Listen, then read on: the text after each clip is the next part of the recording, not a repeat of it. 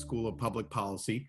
He's the former CEO of CKE Restaurants, a position that he held from 2000 to 2017. Andy writes widely on economic and business policy issues for a variety of outlets, both digital and print. And he's the author or co-author of several books on economic development policy, including the recently published Getting America Back to Work, published just a couple of weeks ago by Encounter Broadside Books. Here's a copy of that book, and for those of you who have registered and provided your mailing address information, we're happy to provide you with a free copy of that book.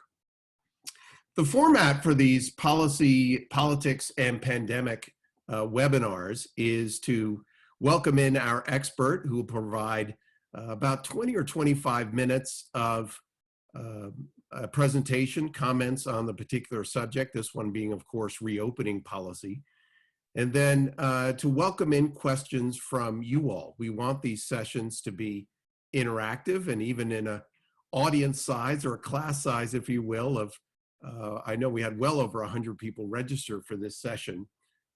We want to make sure that we engage you all in this conversation.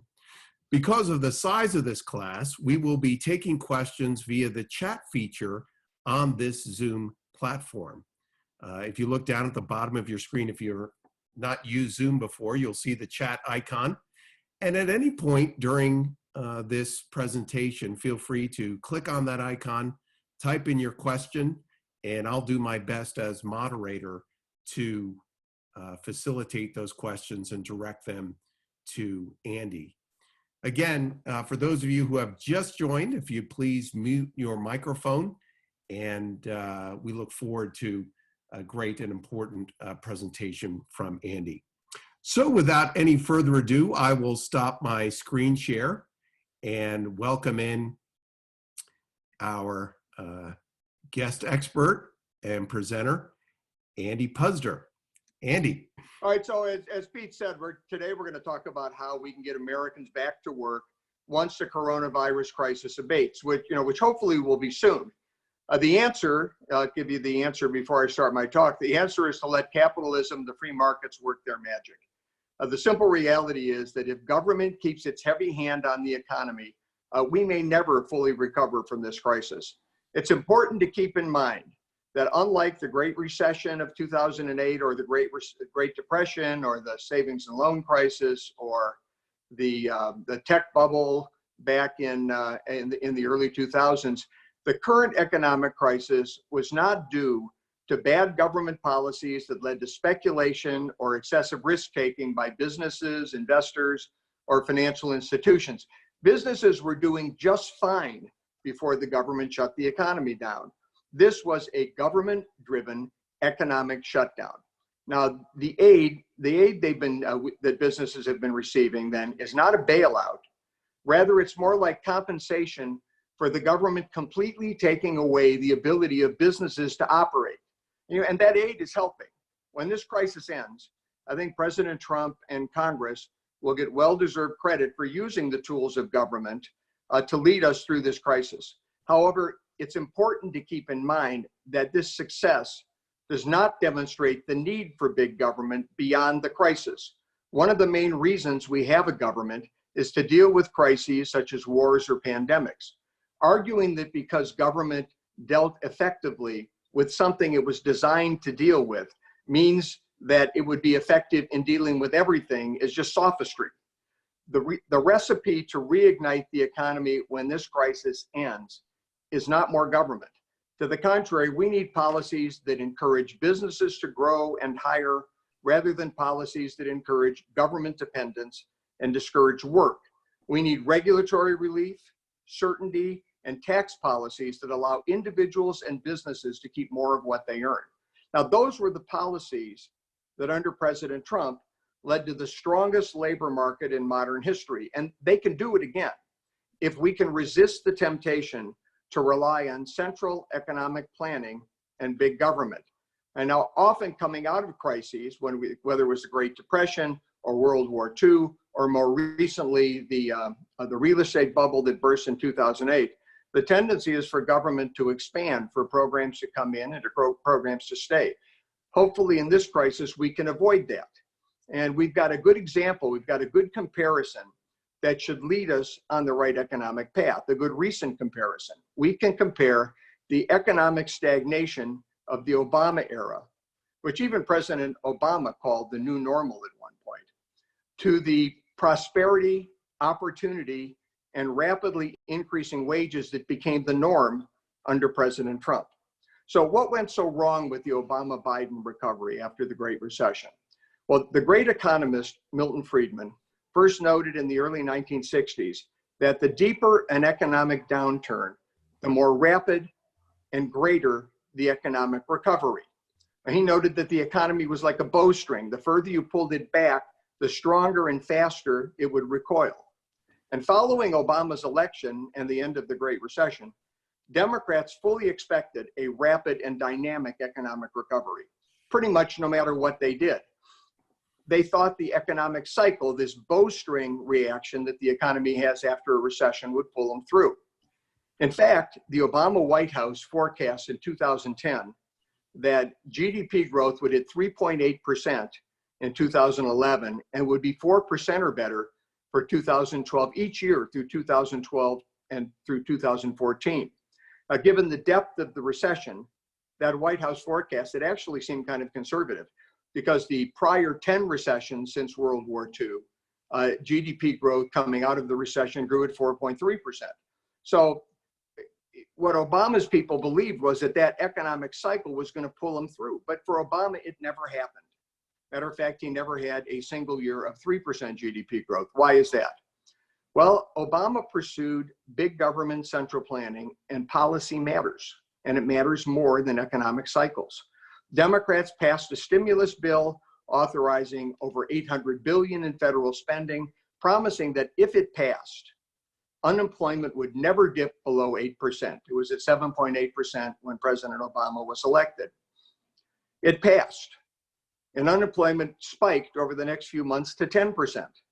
Matter of fact, it never even hit 8% again for the next 43 months.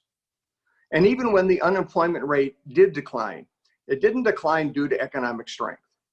It declined due to people dropping out of the labor force, either because they despaired and gave up the search for work or because they were tired. Neither of those things indicates economic strength. Democrats then went on and passed two massive government interventions into the economy: the Affordable Care Act, which discouraged job growth, and Dodd-Frank, which discouraged investment, basically putting community banks out of business. When Democrats lost control of the House in 2010, so no more big government legislation like Obamacare and Dodd-Frank, President Obama didn't give up. He pursued government expansion through rules and regulations. Remember his comment, "I've got a phone and a pen." Well, he used them. By the end of his 8 years in office, the Federal Registry of Regulations grew to an historic 100,000 pages. Businesses were overregulated and overtaxed. Businesses spent more time wondering how to deal with the government's next attempt to punish their success than they did trying to figure out how to grow or to hire new employees. Now, again, the lesson here is that policy matters, and it matters more than economic cycles. Remember that the Democrats expected significant growth just because they were coming out of that deep recession. They never got it because big government policies discourage business optimism and stifle economic growth. Now, business owners simply do not grow when their businesses do not grow their businesses and create good paying jobs when they're more concerned about the government than they are about how to grow their business. So what explains the Trump boom? Well, Trump came in, President Trump took office, and he pursued exactly the opposite approach. When he announced first that his administration was going to cut 2 regulations. Remember this, he was going to cut 2 government regulations for every new one. Well, by October of last year, so October of 2019, the Trump administration announced that it had done even better. It actually had cut 8.5 regulations for every new regulation. By the end of 2019, the Federal Registry of Regulations was 73,000 pages long. That's a 25%, over a 25% reduction from the historic high of about 100,000 pages it hit under President Obama. Now, while Obama increased taxes, President Trump and the Republicans cut them. On December 22nd, 2017, as many of you know, President Trump signed the Tax Cuts and Jobs Act. It reduced taxes for individuals and businesses, made America's corporate tax rate competitive with that of other nations, encouraged investment by allowing immediate expensing of certain capital investments, increased individual deductions and credits, increased the exemption for estate and gift taxes, and replaced that god-awful Affordable Care Act's individual mandate. So within a little over a year after President Trump assumed office, we began to see the benefits of these policies. In March of 2018, the unemployment rate hit 4% for the first time in 18 years. And it remained at or below 4% for the next 24 consecutive months until COVID-19 hit our shores. That strong labor market helped everybody. We saw historic lows in unemployment in 2019 for African Americans, Hispanics, Asians, people with only a high school education. The unemployment rate for women hit a 65-year low. For teenagers, it hit a 50-year low. And these lows, we hit these lows not because people were dropping out of the labor force, as was the case under President Obama. Under President Trump, the labor force actually increased as people re-entered the labor force looking for work. Now, baby boomers were still obviously retiring, but we were still getting so many people re-entering the labor force that labor participation increased. Now, perhaps the most notable thing, at least the thing I found most impressive, was that also beginning in March of 2018 and continuing for the next 24 months, there were more job openings than that we had people unemployed. And March of 2018 was the first time that had ever happened since the government began reporting the data. For 17 of those 24 months, there were over 1 million more job openings than there were people unemployed. That's a record that may never be equaled. What it means is that under President Trump, in a little over a year, we went from an economy where the biggest problem was too many workers and not enough jobs, to an economy where the biggest problem was businesses being unable to find enough employees to fill the existing job openings. Now, I wrote a book called The Capitalist Comeback, and that was the capitalist comeback. I wrote it before this all occurred, but if you knew what policies the president was going to implement, you kind of knew where the economy was going to go.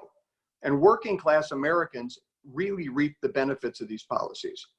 When employees compete with each other for a limited number of job openings, that's what happened under President Obama, wages stagnate or decline because there's a demand for jobs. When employers are competing for employees to fill job openings, as was the case under President Trump, wages increase because now the demand is for employees. As a result, in August of 2018, wages increased year over year 3% for the first time since April of 2009. That means that for the last 92 months of the Obama administration, wage growth never hit 3%. Despite the fact we were coming out of a deep recession, wages never increased at a 3% rate. Under President Trump, yearly wages grew at 3% or better for 20 consecutive months, again, till COVID-19 hit our shores. Now, what this tells us is that when the crisis ends, what needs to happen is that the government needs to step back as soon as possible. We need to stop progressives who are attempting to cynically exploit the current crisis to continue their push for central government planning, further government expansion, and additional government spending. Now, progressives are undoubtedly going to argue that the government-directed virus management model worked so well that it must surely work in other areas such as healthcare, education, housing, or to save the environment. We're already hearing arguments from Alexandria Ocasio-Cortez that we need, now we can do the Green New Deal. Look, we spent all this money to fight off the pandemic and nobody talked about how much money we spent. We now can spend just as much money to implement her Green New Deal. Now, they want to follow the progressive rule book, which dictates that you never let a crisis go to waste. And they'll want to use this crisis as an opportunity to impose their big government ideology on the rest of us. And that's something that we can't let happen. Now, despite what Nancy Pelosi and Chuck Schumer want, should Congress need to pass further aid programs to address this crisis? We don't know if any further aid is going to be necessary. We've got some big programs out there. But if it is necessary, the programs have to have expiration dates and monetary caps tied to the end of the crisis, just like the current programs do. Now, to recover, we're going to need positive policies that encourage investment, business growth, and work. For example, White House Economic Advisor Larry Kudlow has recommended that to encourage investment, Congress should allow companies to immediately deduct from taxable income 100% of all capital expenditures in the year that they make them. You know, that would really encourage businesses to put more money into their businesses because you'd get a real tax advantage from doing it. To encourage businesses to hire and employees to work, economist Art Laffer, I'm sure you all know who Art is, has proposed that we should enact a payroll tax holiday through the end of the year that would benefit both employers and workers. It would encourage employers to hire more workers, and it would encourage workers to work because they're going to keep more of the money that they earned. As I said at the beginning, we can recover economically from this pandemic-induced crisis, and very rapidly, if we have policies that encourage investment and work, rather than policies that encourage government dependence and discourage work. We just need to let capitalism perform its magic. Now, this choice is ours, the choice between central planning and capitalism. The next election holds the key. And now may God bless us all as we go through this crisis. And Pete, we can go on to questions. Thanks so much, Andy. Really appreciate you putting some things on the table. I see the questions are beginning to come in, and I'll take the moderator's prerogative with asking the first couple. Sure. I think one of the things that's so important to understand about this particular crisis is that it is multi-level. And so what I'd like to do in the beginning is understand this policy as one that has international implications, national implications, and then state and local implications as well. There's been a lot of talk about supply chain changes and the dependence that American companies have placed, particularly on China, in light of the Chinese involvement, the Chinese government involvement, and obfuscation, I think it's fair to say, in responding to the crisis.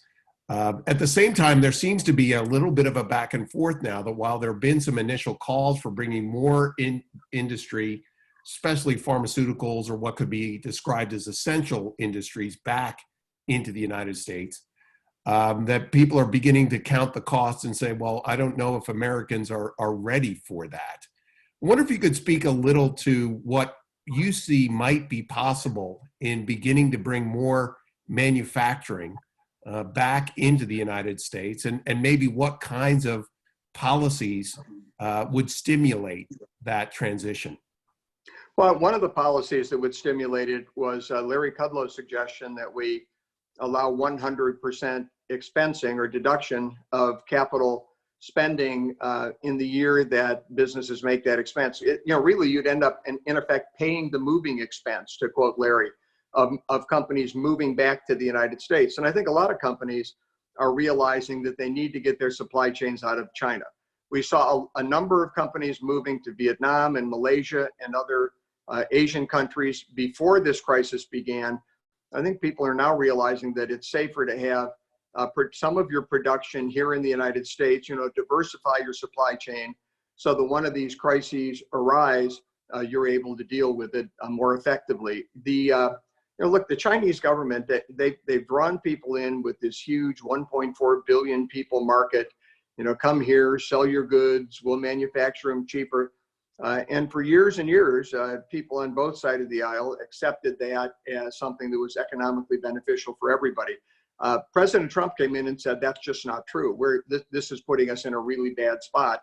And I think people are now realizing that he was more right than even he believed at the time. We definitely need to move supply chain back to the United States so that when you have these international incidents, you've got some protection. Now, that doesn't mean you have to move it all back, but you've got to have some ability to manufacture goods in this country so that when something like this happens, you're protected. And I think allowing people to fully expense their capital expending, allowing businesses to do that would be a huge incentive to get people to move back here. Just on that note, Andy, would you foresee the way that that might happen really happening through the kinds of policies that you're talking about, that Kudlow has outlined? Or would you see a larger role for government in some ways commandeering certain industries? I'm thinking about pharmaceuticals that can be seen as real essential industries as really, if not incentivizing, doing a little carrot and stick approach to specific industry sectors? Yeah, I think the American public is going to demand that pharmaceuticals be manufactured in the United States, that we not be a lot reliant on foreign sources if something like this pandemic should ever arise again. So I think you will find the government taking action, and free market people will object to that, but I think the government always has to protect our national security. I think what we're learning in this instance is, we don't know. We don't believe China did this intentionally. We think that it either developed from a wet market, or I think people are increasingly coming to believe that mistakes were made at a laboratory in Wuhan that deals with these kinds of viruses and that it got out. But if another country did this intentionally, we certainly wouldn't want to be in a position where we were dependent on that country for the vaccines to deal with the attack. So I think you're going to find the government taking action, and in this instance, I think it's appropriate. So as we move the lens back from the international scope to the national, obviously, and you've outlined a few of the ways in which the federal government has reacted to the pandemic. Certainly the CARES Act, this $2.2 trillion piece of legislation, is the centerpiece, at least as it stands today. And we're beginning to hear that there could be other pieces of legislation forthcoming.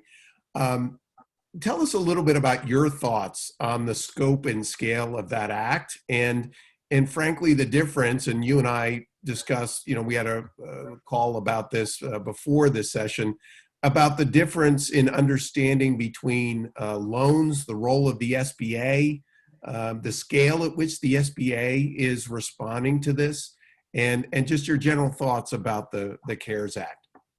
Well, I think the CARES Act was necessary. I talked to a lot of people in the restaurant industry, particularly franchisees that run smaller businesses, and they were ready to close the door and just lose everything they'd invested their entire lives, because you can't deal with 30-40% declines in sales for an extended period of time. And that's what they were expecting with this government shutdown. Now, the money came through, and a lot of small businesses received the loans, but it looks like about 45% of the businesses that were approved didn't receive the loans. By the way, there's a lot of talk about larger companies taking advantage of this loan program, like the LA Lakers somehow got approved for $4.6 million, and they're worth $4.4 billion. I'm a Lakers fan, but I certainly wasn't in favor of them getting that loan. But most of the loans did go to small businesses. 74% of the loans under the initial tranche were for under $150,000, and 96% of the loans were for under $1 million. So this money wasn't going to companies like the Lakers or Ford or GM or GE. It was going principally to small businesses, and it allowed them to keep their doors open for a period of time and to keep employees on the payroll, which was important. Employees need to know that they've got jobs, or they need to know their employer is going to come back into business when this crisis ends. So I think all of that was important. The other thing that helped as part of the CARES Act is when people started to get their checks in the mail, the restaurant individuals I was speaking to saw those sales declines go from down 30 to 40%, which you can't survive, to being down 5 to 15%, which you probably can survive. So there were different aspects of this bill coming together, and I think they were effectively helping not just restaurant companies, but other retail companies keep their doors open as a bridge to get to the point where we start to reopen. Now, I'm in Tennessee. We opened, of our 96 counties, the governor opened 89 yesterday to some form of business, and they're opening more businesses through the week. We've got 6 counties that have areas where there are urban areas like Nashville or Memphis, and they're going to work with those county leaders to decide when they open. But we are starting to get back in business here, and I think this bridge to get us there was important. By the way, you talked about how much the SBA did. They actually made 14 years worth of loans in 13 days. They got on this and they got that money out. They got it out quickly. This is as effective as I've ever seen a government program be or a government agency react. And so we're getting some questions in about the CARES Act, specifically around the deficit implications. As we have discussed, you and I have discussed before, much of the CARES Act is titled as loans, but as we've also discussed, there's a general understanding that we may not see all of those or even a significant percentage of those loans being paid back. Do you have particular concerns as a free marketer about the deficit and debt implications of this $2.2 trillion piece of legislation? Yeah, let me say to begin with, about 660 billion of the 2.2 trillion. I mean, these numbers are so huge, they're hard to even talk about. But about 660 billion will go to small businesses. Now, a portion of that will be forgiven if they've used those monies to keep people on the job. A portion of those monies will be forgiven. The money that the Fed lends to larger businesses, to larger institutions, and the Treasury can use, for example, to help Boeing out, those monies will either be repaid or the government may take equity in some of these companies. Hopefully they won't take control, but they may take an equity interest to make sure that the monies are repaid over time. So there is hope that some of these monies will be repaid. And that, in that sense, it's a little more like TARP, where the TARP monies were paid almost in full, if not in full. We may see some repayment here. However, we've got a huge, huge spending problem. Our annual deficit has been out of control for 20, 30 years. The debt is clearly out of control. It just kept getting bigger and bigger, and people on either side of the aisle were either unwilling to address it or would like to have addressed it, but were prevented from doing so. I think that's probably true of people in Congress with more conservative economic leanings. Would have liked to address these problems. I'm hopeful, and maybe I'm kidding myself, but I am hopeful that with the amount of spending we had to do to get through this pandemic, that when it's over, people on both sides of the aisle will sit down and say, look, we have to deal with non-discretionary spending. That's these entitlement programs, which account for about 2/3 of the budget. We need to get that spending under control. That doesn't mean we should take benefits away from people who need these benefits to survive or who depend on these benefits, but we've got to do this in a more cost-effective way. I can't imagine we could do it in any less of a cost-effective way than we're currently doing it, with all these disparate programs, and they overlap, and people get, it's a government mess, and it's a mess that hopefully will get people at least talking about cleaning up. I think the economy would react positively if there were just a bipartisan consensus that we need to address the issue. Even that would be helpful. So we'll see, but we definitely need to address this before there's another crisis based on the deficit. So let's take another step down and think about the state and local. You just addressed some of the policies that are being put in place in your new home state of Tennessee. And the fact that those are being handled not only at the state level, but even at the county by county level. Back here in California, your old home state, you've heard that we have Tom Steyer heading up the reopening commission that Governor Newsom has put in place, and I think it's fair to say that in designating Mr. Steyer as the co-chair of that committee, that he's making a broader statement.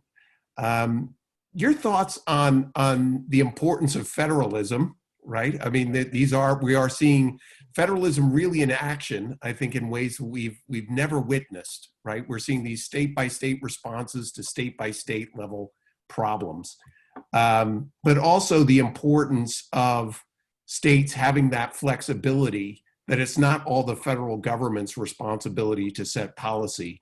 but states are being given this freedom within our system to determine customized responses. I would say three things. One is, unfortunately, Gavin Newsom, and I know Gavin Newsom. He used to run a business in San Francisco, but he's come out and said, copying that old Rahm Emanuel statement about never let a crisis go to waste, has come out and said that he thought this crisis was an opportunity to re-examine the way we do business and adopt more of a progressive model. And I don't know how much more progressive you could get than California, unfortunately. But I was disappointed to hear that out of Gavin Newsom. Federalism, however, is incredibly important in this instance, because the more locally you can deal with this issue, the more effective we're going to be. For example, all of New York State is not suffering like New York City is. So what's being done in New York City needs to be different than what's being done outside of Buffalo or in Poughkeepsie or other parts of New York that are not as affected. And you really can't deal with this on a national basis. I mean, think about it. If this disaster, if we had this terrible outbreak of this virus in Wyoming or Montana, would New York City have shut down?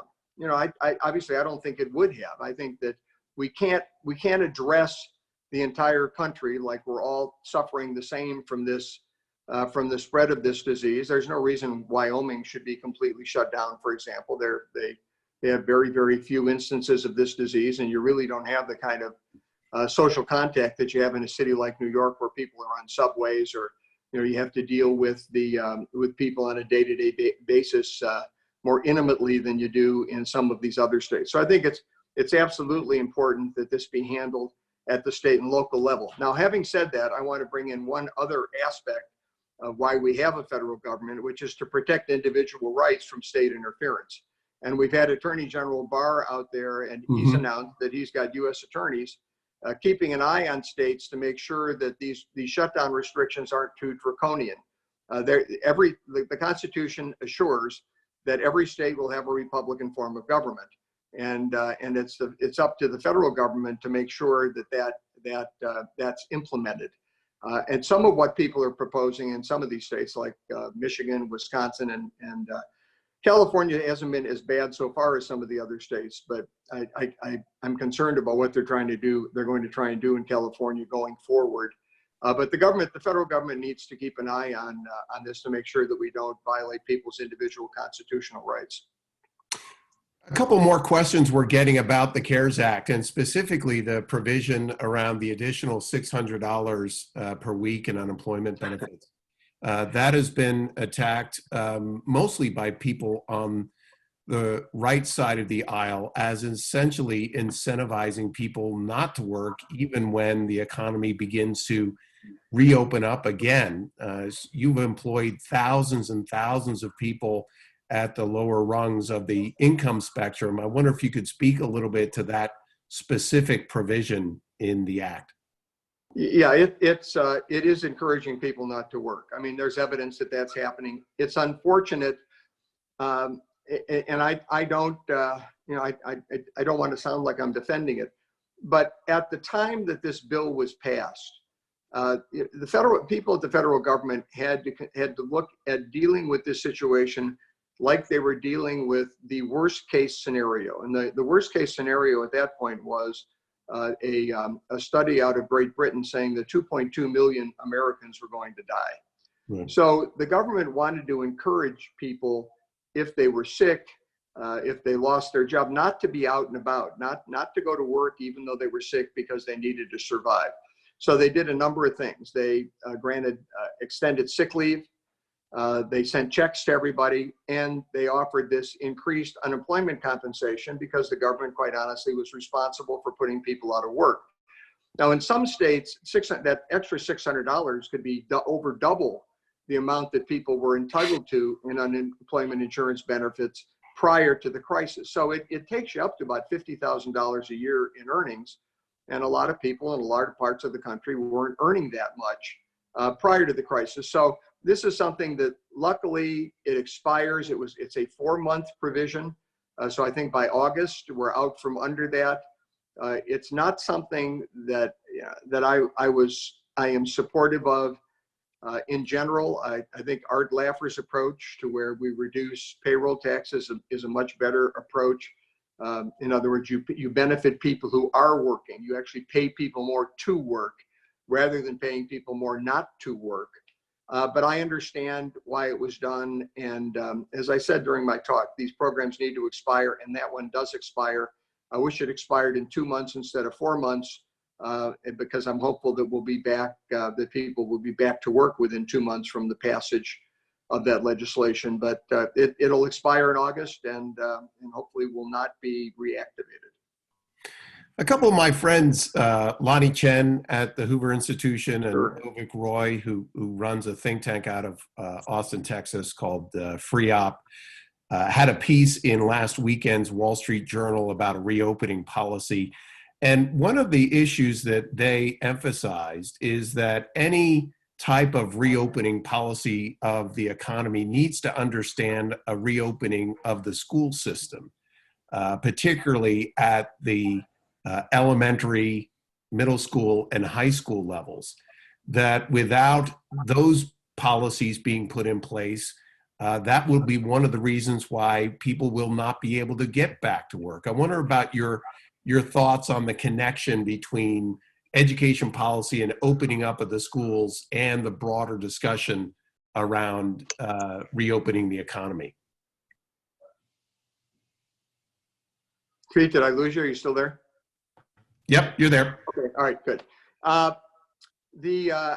love to see the schools reopen. You hate to tell parents that they have to put their children at risk, but the data that I've seen so far, and I'm not a medical expert, but the data I've seen so far indicates there's very, very little risk for children. The risk might be more for teachers in the schools than for students. So I'm hopeful that when the fall comes, everybody will be comfortable. We'll have enough information that people will be comfortable with the schools reopening, because they are important. It's not only important for getting people back to work, but in poorer areas of the country, the kids depend breakfast and lunch. They'll often eat at school. They depend on it for nutrition. They also, as you say, depend on it for, in effect, a babysitting function, so that people can actually get back to work and know that their kids are in a safe and secure environment. So I think it is important. I think that op-ed by Lon, I think Avik Roy was on that too, was well stated. I think that's absolutely true. And in fact, I'd like to see mothers, women in particular, start to feel comfortable with kids getting out and going to school, and with getting out and shopping, because I think that's kind of the canary in the coal mine on this virus. I think when you start to see that, when you start to see moms feel comfortable with kids getting out and with going out themselves, and that's going to indicate that society in general is feeling more comfortable with where we are with respect to this disease. We're getting a couple questions about the fear factor, and especially with someone with your background, Andy, especially leading businesses that are so public facing, so retail oriented. One of the concerns that's being raised is that if we reopen the economy, will anybody come, right? Will anybody come to the stores? And so I want to put you back in the position of leading an organization that had hundreds or thousands of restaurants. You've obviously also been on the board of the International Franchisee Association, so you're very well connected into this world of franchises and retail operations. What would be your directive to retail stores, especially smaller operations, to prepare to build that level of trust with consumers to come back in? Well, I think there's it's interesting. And one of the new businesses that seems to be arising, I've gotten calls from a number of people that are talking about ways that you can sanitize restaurants, sanitize factories, sanitize sports venues, so that people feel more comfortable coming in, something that we had never really done before. No matter how comfortable people get when it comes to going back out when this crisis ends, I have to tell you, things are going to change. People have gotten used to watching the latest movies at home on their television and having somebody bring food to the front door, with Uber Eats or DoorDash or one of the other services that delivers. People are more comfortable with these delivery services like Amazon or Instacart, where the groceries, once you do it, You say, you know, hey, this is so easy. I could do that. You know, I'm going to do this even when the crisis abates. So what I've been advising people in the restaurant industry is, number one, get a website where people can order it from your website, and you can arrange delivery. Have relationships with at least 2 delivery services in your restaurant.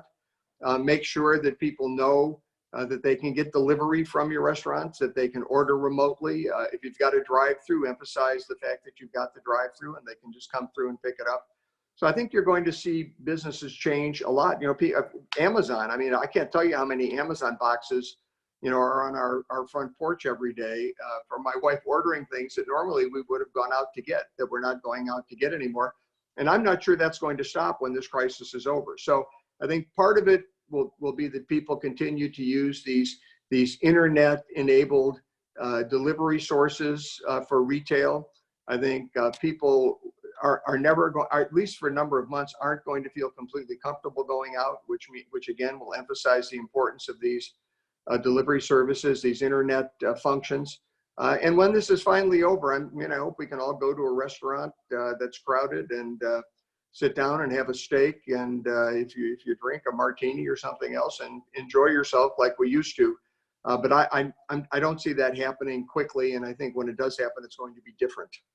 No, that actually raises a very interesting point that speaks to the importance of a free market, which is even in times of great crisis, that a free market left to engage and respond to the crisis will come up with creative solutions. I know that we just had here in the Peterson household in Santa Monica a box of vegetables from some place called Farm Box, which apparently Yep. is a group of local growers here, farmers in the Los Angeles area that have networked together, and through online ordering, you're able to get fruits and vegetables in a box that shows up at your door. And so I wonder if in some ways, as you say, that the market and entrepreneurs are really responding to this in ways that will fundamentally change how we engage going forward with the market. Well, and people are really becoming used to this. You know, my mother is 97 years old. She lives at a facility, a nursing home close to us.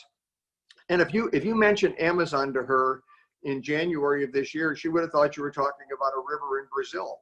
Now, you know, now she's the queen of Amazon. She's boxes are coming into the nursing home, with my mom ordering from them and from Instacart, where she gets her groceries. And that's not going to stop when this ends. That people are going to continue to use those functions, and you will find innovative entrepreneurs who continue to find ways to deliver products more effectively directly to consumers.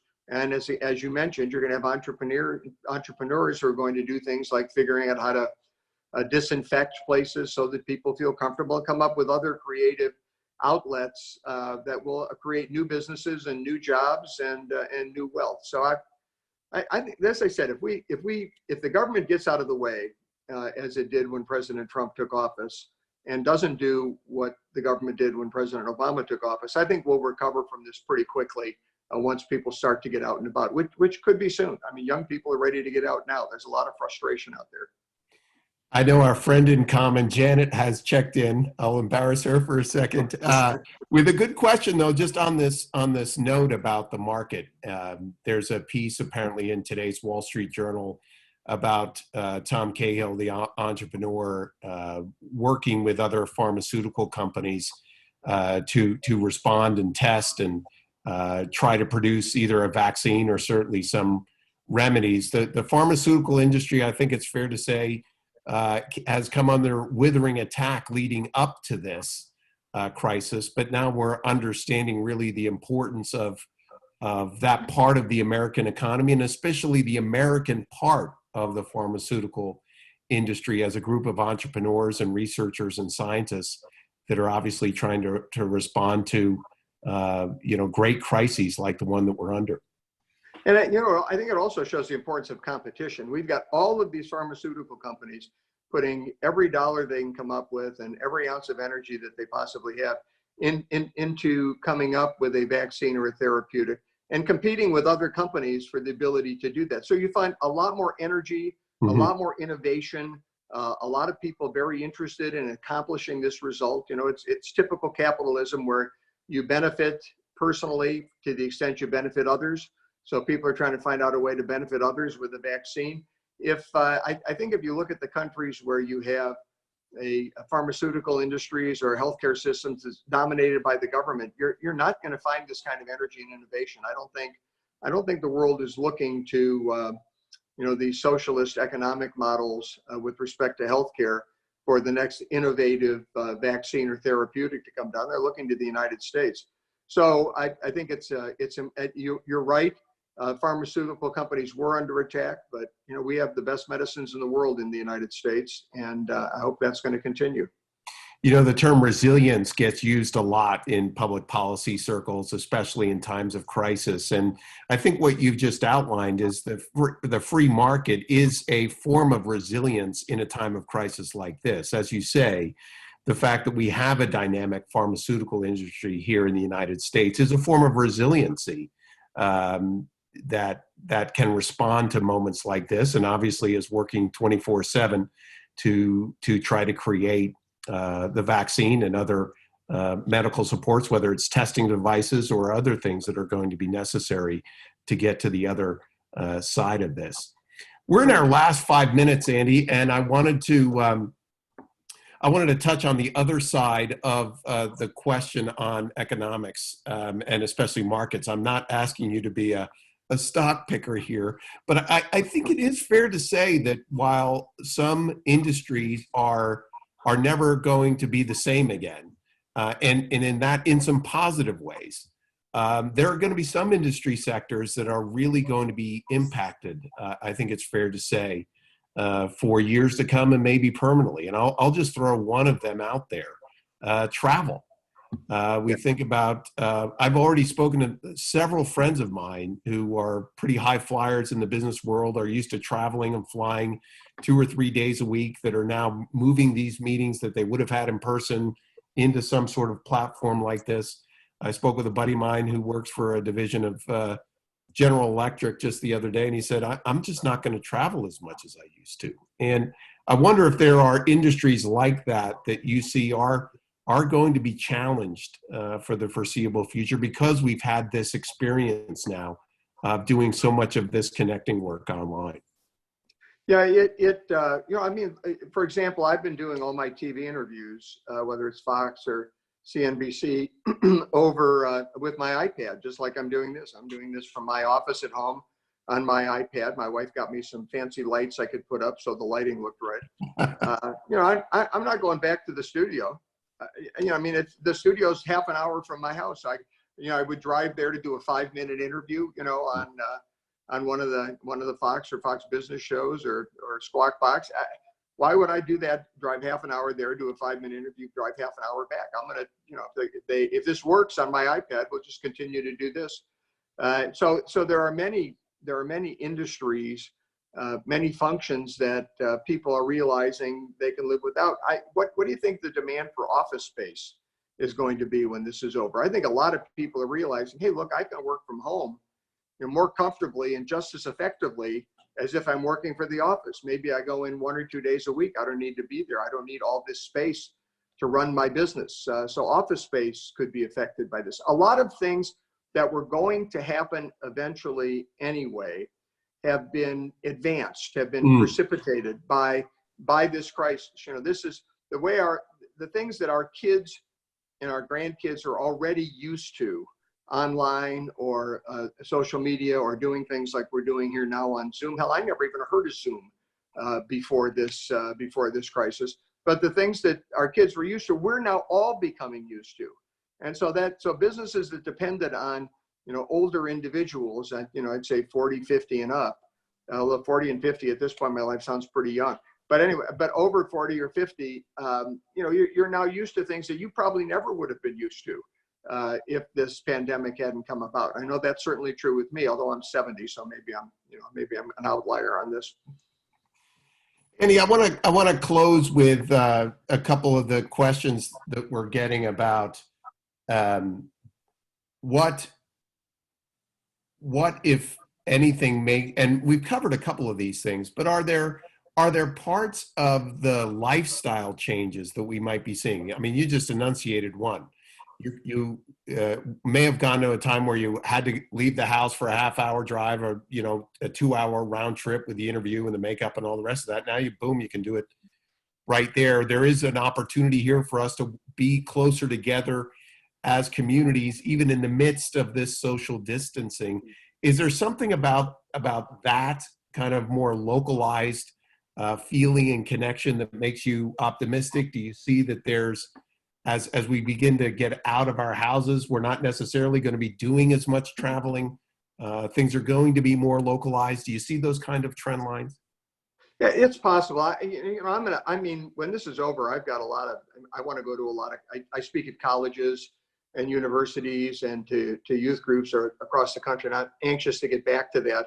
To speak to those groups, I have to get there, and that's assuming that colleges start meeting again and don't do courses online, which is also becoming more acceptable. But a lot of things are going to change. When I mentioned the studio and not driving to the studio, well, it's not just the makeup people and the camera people and the guy that owns the studio, but I'm not spending the money on gas.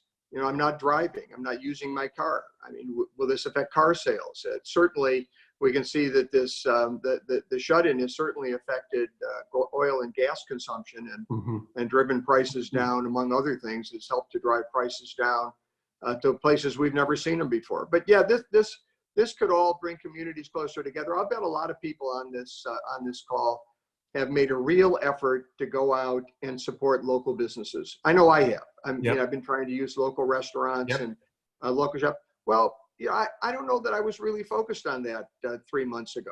The local businesses have been. You go in and people are very grateful that you're trying to help to keep them in business, to do what you can to make sure that they're surviving. And these are important things. So I think you do sort of get more of a community feel. You want to protect. You want to protect not only your family, your friends, but the people around you and in your community. And that could be good. That could be a real positive going forward. Well, Andy, it's been a real pleasure to be with you here this afternoon. And I certainly want to thank all of you who have joined us in this class. Again, this is just the next in our Politics and Pandemic series. We are in the midst of planning our next session. Will probably be in the next 10 days. I'm just in the midst of scheduling that. We'll be looking at the pandemic and the 2020 election, which, with all the conversations that we've had, Andy, there's a presidential election happening. Yes, there is. Well, I hope people, I hope they enjoyed the booklet, the Getting Americans Back to Work. It contains a lot of what we said today, but there's a lot more in there, and I hope people. I know you're giving copies to everybody who gave me an address, so I hope they enjoy it. That's great. Yeah, so just making sure that all of you on the line, and I know that we had some that registered just so they could get the link to the recorded session after this, but all who have provided their mailing information, we're happy to send out Andy's new broadside book. And with that, I want to thank you all for your time. Andy, thanks so much. Great to be with you across the country. Thank you. And look forward to seeing you in person real soon. I hope so. Thank you very much. Take care all.